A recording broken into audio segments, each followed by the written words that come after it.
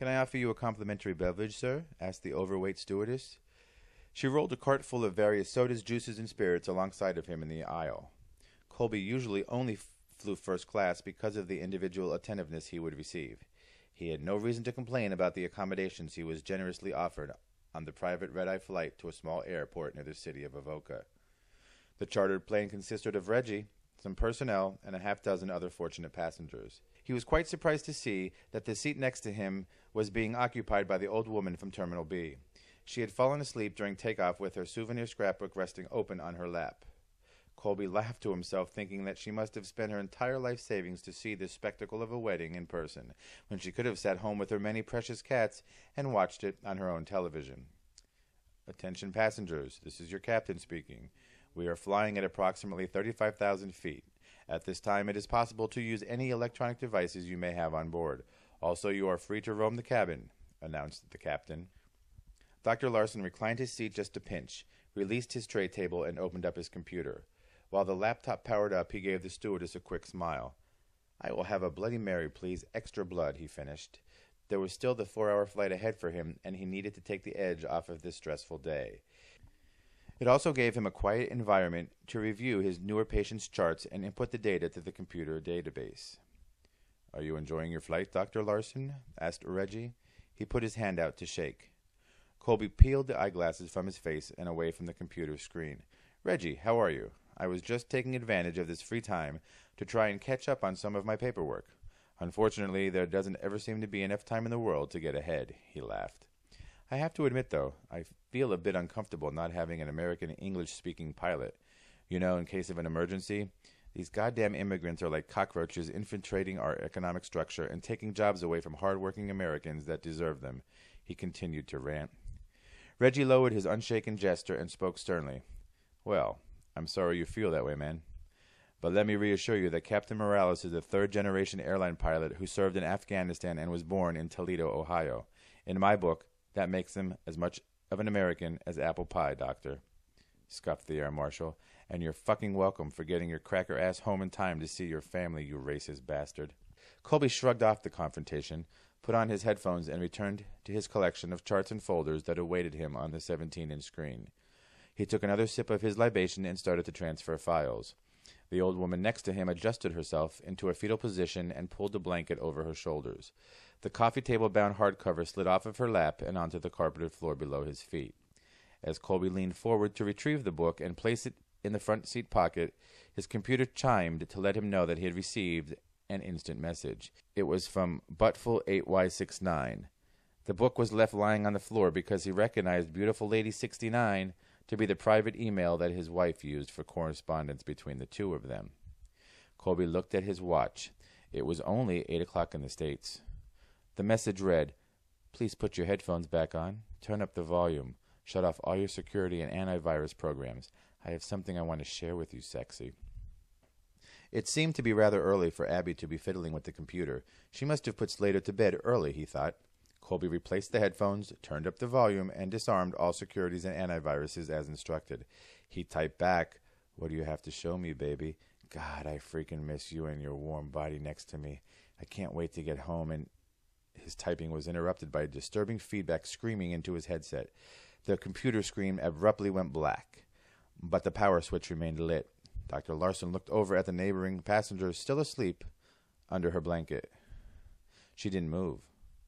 He decided to stand up and have a look around to see if there might be something wrong with the other passengers' electronic devices.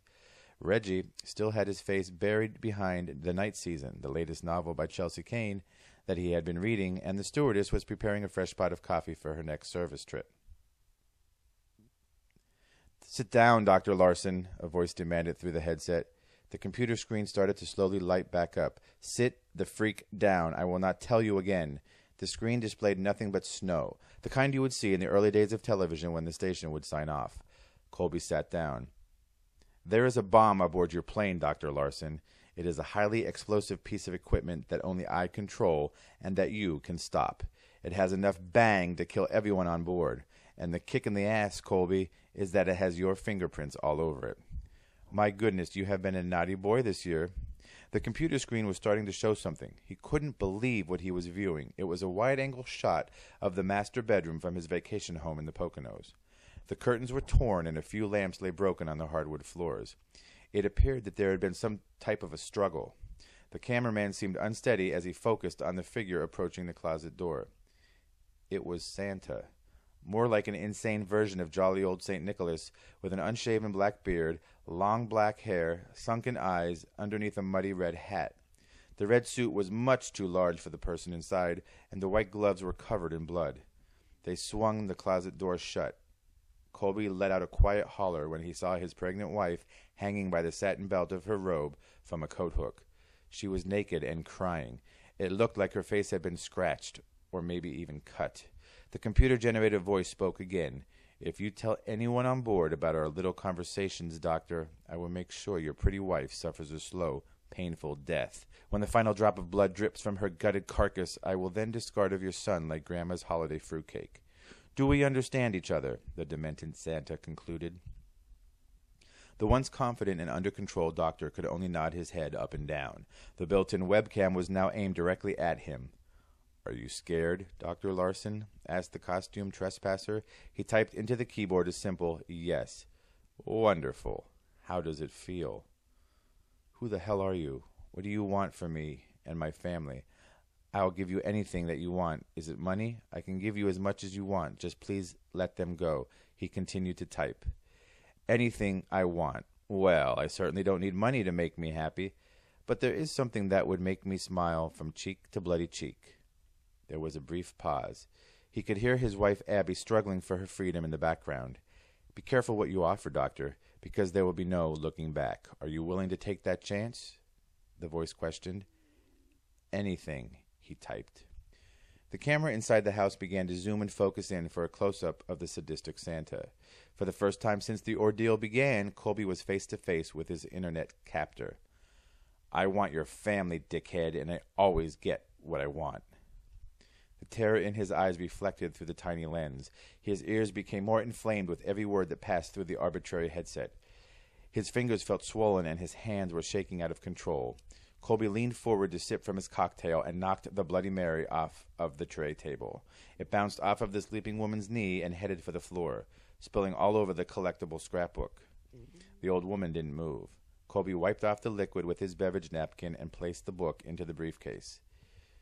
"Did you need a wet rag or something, Dr. Larson?" the stewardess asked. The silver cart pulled next to his seat. Colby looked as if he was suffering from a rare case of malaria by the sweat that was rolling down his unshaven face. It was forming puddles underneath his arms. "Yes, please, and can you—" He paused and looked at the screen. It was dark. "I'm still here, Doc, and in case you have any crazy ideas, let me give you a reminder." Colby heard his wife scream out in pain. "Now get rid of that fat cow before my knife should happen to slip again." The fear was building inside of Colby. He could hardly speak. His mouth was dry like the desert. "Can you bring me some water?" was all he could mutter. "Would you like that sparkling or non-sparkling?" "I don't freaking care. Just get me some goddamn water," Colby screamed. The outburst was overheard by everyone aboard the plane, including Reggie Washington. "Yes, sir." She handed him an Evian with a cup of ice and continued down the aisle. The laughter reverberating from the headset felt like a nail gun being blasted through his eardrum. "And the award for best performance by a useless piece of shit goes to—" He twisted the cap and chugged his beverage from the bottle. "That's right, Doc. Keep yourself hydrated and alert because we are about to hit some turbulence."